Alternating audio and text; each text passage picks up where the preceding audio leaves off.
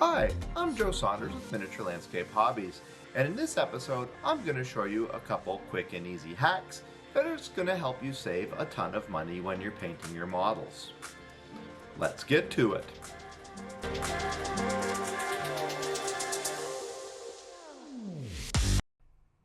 Miniature Landscape Hobbies is proudly supported by these sponsors. Whether you're an experienced model painter or a beginner in our hobby, we're all faced with the same problem: the need to buy more models. Now, I know this well, and like most of you, I have a pile of shame, although I think of it as a pile of potential.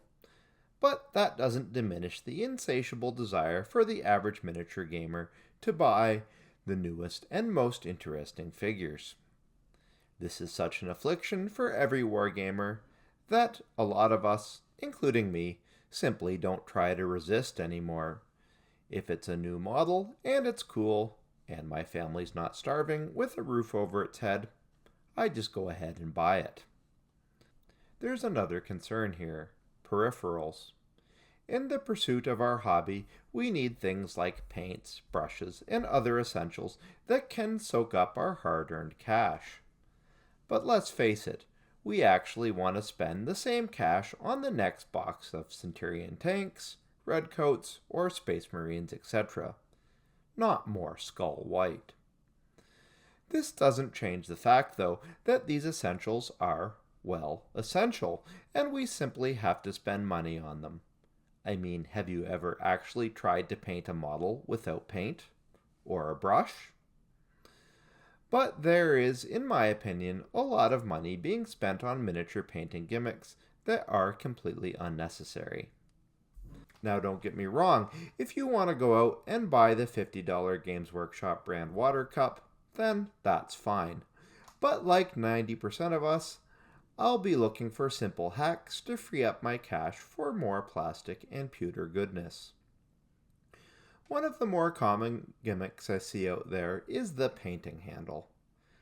This is a practical device, at least in practice. You need to keep your hands from smudging your work after all, so they seem useful. But since they run $20 to $50, they're a way to suck up money that you could spend on more tanks. Then you have the added drawback that if you batch paint like I do, you're going to need multiples of these. And I don't see anybody going out to buy 10 or 20 paint handles. With these facts in mind, I'm going to use this video as a way to provide you with a couple simple hacks to replace the need for painting handles. That way you can save your money for more miniature goodies. These tricks are easy to do no matter what your experience is, and most importantly, they're effectively free. Let's get down to business. What would be your ultimate bucket list item as a miniature builder or model painter? How about traveling to the miniature gaming capital of the world?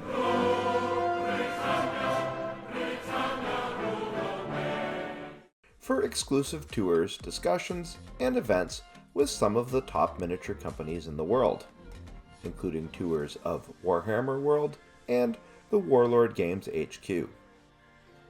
While we're at it, it would be great to throw in some stops to the UK branch of the Battlefront Miniatures store and visits to other wargaming companies. On top of this, we'll see all the major military and historical sites in the UK, including a visit to the incomparable Bovington Tank Museum.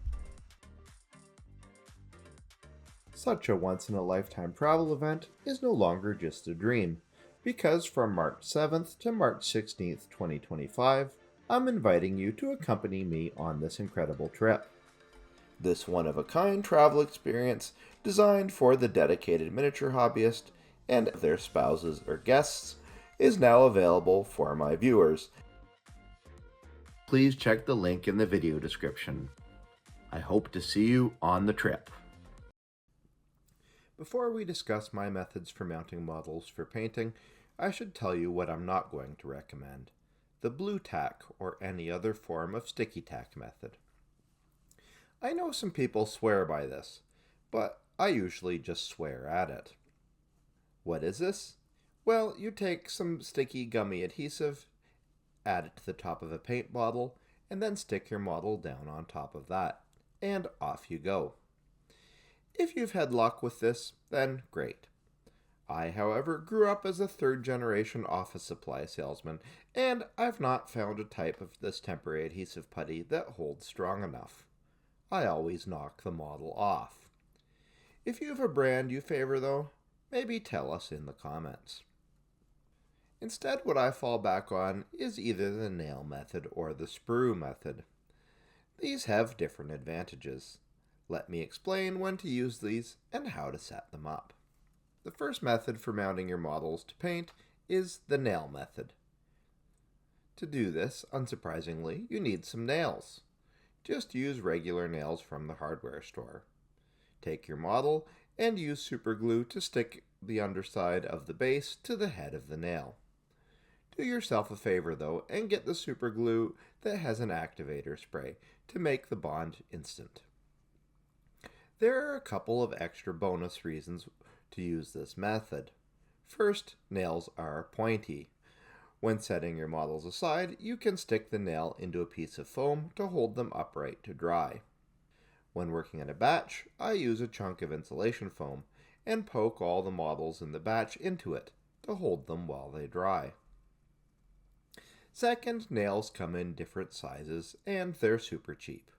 When you need some, they're likely just lying around, and no matter what size your miniature is, you should be able to find the right size nail for the job. I always get asked what to do when you actually remove the model from the nail, and the answer is pretty easy. Super glue has a very low shear strength. Give the model a firm twist and it'll come off. Sometimes not all the glue will separate with the miniature. In a lot of cases, this will be out of sight and can be left alone.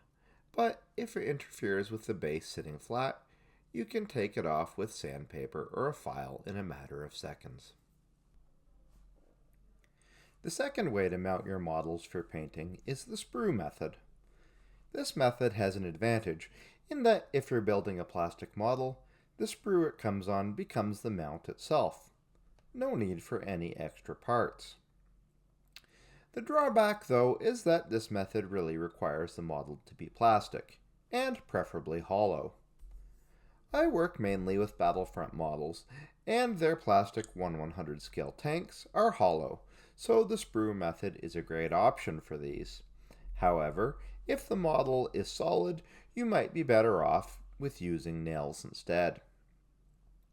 The items that you need are the model itself, the sprue it came on, sprue cutters or a knife, a pin vise, and plastic glue. Start by drilling a hole in the bottom of the model with the pin vise. Use a decent sized bit that is approximately the diameter of the sprue frame itself. Next, grab the sprue and cut off a stick from it. How long is up to you. I find usually 3 to 4 inches is good.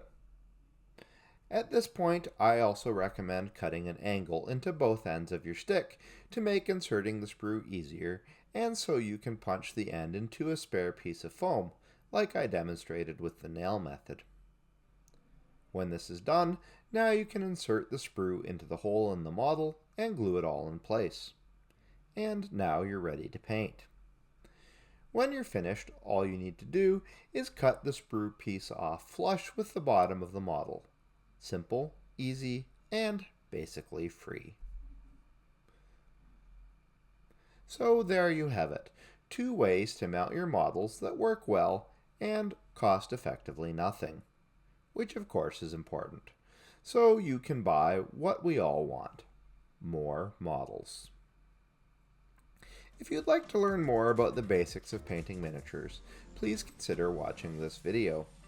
If you'd rather learn about setting up wargaming terrain, then consider watching this other video instead.